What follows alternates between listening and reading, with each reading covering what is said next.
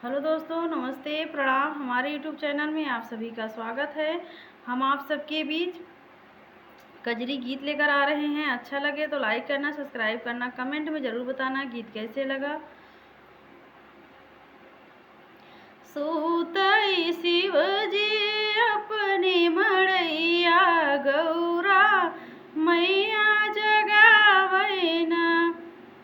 सूतई शिवजी अपने मड़ैया, गौरा मैया जगावैना। शिवजी आई गइले सावन महीनवा, शिवजी आई गइले सावन महीनवा। चली न देवघर नगरियाना, चली न देवघर नगरियाना। कांधे पर कांवरिया जलवा लेके आइले, कांधे पर कांवरिया जलवा लेके आइले।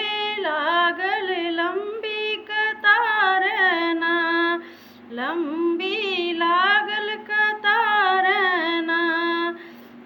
आई सूतल शिवजी अपने मड़ैया, गौरा मैया जगावेना। शिवजी कब खुलवाया पानी नयनवा, शिवजी कब खुलवाया पानी नयनवा।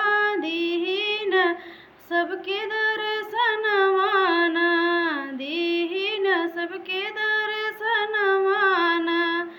सूते शिवजी अपने मड़ैया, गौरा मैया जगावेना।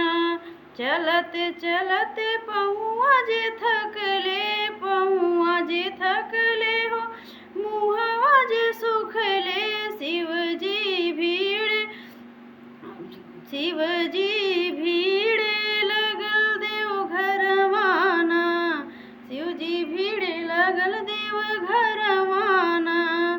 शिवजी सूते अपने मड़ैया, गौरा मैया जगावैना। बोल शिवजी के जयकारा लागई, बोल बम के जय लागई। जय करवा रौरे दुअरिया आएन कंवरियाना, रौरे दुअरिया कंवरियाना। शिवजी दे दिहा दया के मोटरिया, शिवजी दे दिहा दया के मोटरिया। हंसत घरवा जई है कंवरियाना, हंसत घरवा जई है कंवरियाना। सूते शिवजी अपनी मड़ैया, गौरा मैया